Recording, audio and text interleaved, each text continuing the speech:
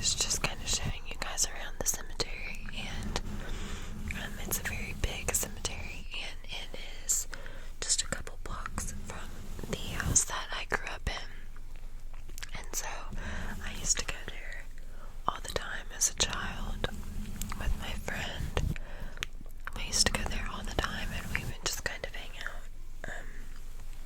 Maybe that's weird, I don't know. But there wasn't a whole lot to do in our town, so that was something that we did.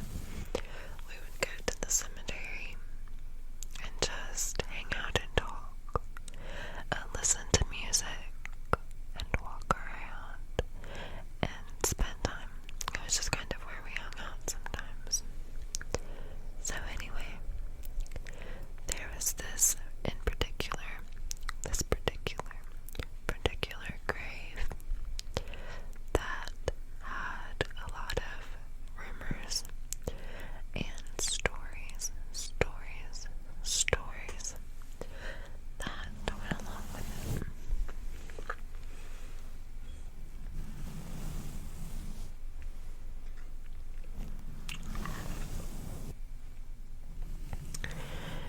This gravestone was an angel, but part of it was like the top of the angel was like black, and part of the head was gone, like it had been struck by lightning.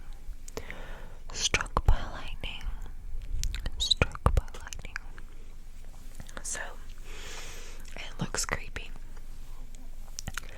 And it is the gravestone of a family, and it's kind of like one of those old school graves where they're all kind of buried in a circle around the gravestone. There was the husband. His name was Elijah. His wife, Amanda. And they had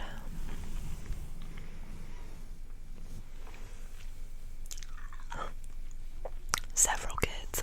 I can't remember the exact number. I'll have to check. I will post a video after this video of me at the cemetery, just kind of explaining the grave and going through the kids' names and when they all died, because that is very relevant.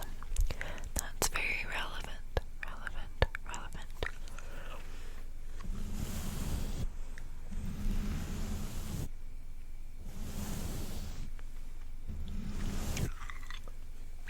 So, anyway,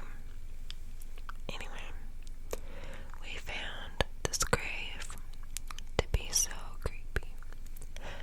So creepy. And we were just kind of drawn to it. I can't really explain what it was about this particular grave. We were just very drawn to it. I believe my cat is trying to push open my door. So,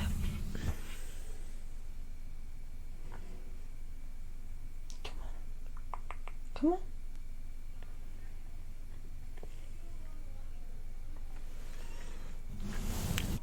He's hopeless. So anyway, we were very drawn to it, and we hung out around it a lot. We hung out around it all the time. And as we got older, like into our 11, 12, 13, we started hanging out down at the cemetery at nighttime. We started hanging out down there at nighttime just because we thought it was cool. There wasn't really any rhyme or reason to it. We just thought it was cool. So we started hanging out down there, and we continued to be very intrigued by the one particular grave.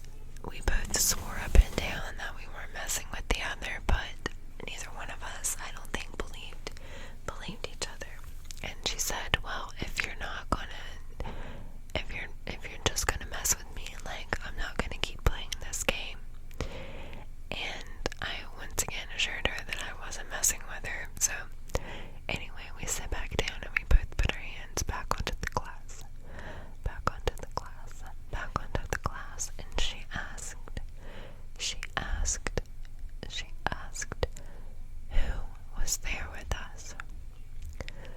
Who was there with us? And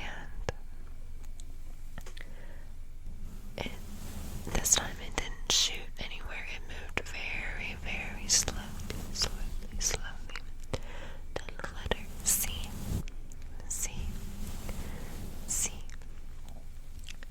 And then to the letter O. And I believe to the letter M. But when this started happening, I immediately recognized the name as one of the names off of the creepy grave that we were sitting by. And I got this feeling of just primal fear. I was absolutely terrified at that point, and I told her, we need to get out of here. We need to leave. Because at this point, I didn't think she was fucking with me anymore, because I didn't think that she remembered that that was one of the names, because she seemed more intrigued than scared. So I knew that she didn't remember that this was one of the names on the grave that we were literally obsessed with. And so I told her, we need to get out of here. So we both put our hands on the glass and moved it and said goodbye, goodbye, goodbye, goodbye. And we walked out of the graveyard. And as we were walking, we felt, and this sounds so cliche, but we felt like there was something following us, like there was someone behind us the whole time. And it was, when you have a paranormal experience, your first thought is not, oh my god, it's a ghost. Your first thought is that it's a living, breathing human being, because your mind doesn't go to ghost, your mind goes to person. So we were convinced that someone had been spying on us and was following us out of the cemetery, which is terrifying unto itself. But we were convinced that there was someone following us. So once you get out of the cemetery at night, there are street lights on the main road. And excuse me, I drank Coke right before this because I'm a genius. As soon as we hit the main road, we beat feet and we took off running. We took off running and we went home. So that night she was spending the night with me. That's how we snuck out and all of that. That night we got home, and nothing happened. Everything was completely normal. We came back from the cemetery. We lay down and we turned on a scary movie. I think it was like Friday the 13th, one of the Jason movies, and went to sleep. We went to sleep. Even though we were both really freaked out, I think we both wanted the other to think that we weren't. I think we didn't, neither one of us wanted to be the first to admit that, like, we were terrified. So the next day she went home, and I went on about my life as usual. And it was about a week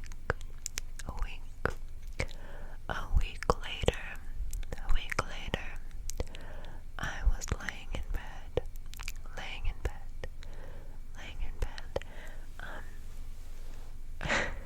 I had my own room at my house. I was basically an only child. I had a couple half brothers, but they were both much older than me, so I was my mom's only child, and I was much younger than any of my brothers, any of my dad's kids. So I had my own room, but I never slept in my own room. When I tell you that things happened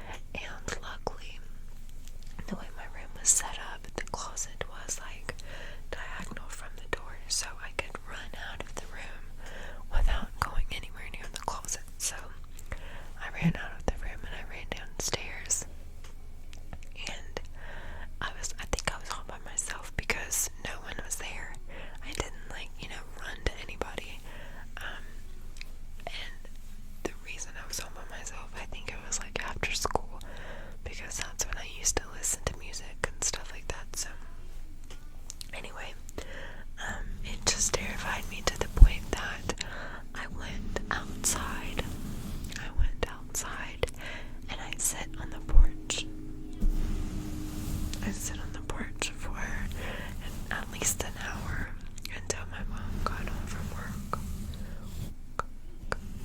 Because I was so scared to be in the house by myself. I was so scared to be in the house by myself. After that, I started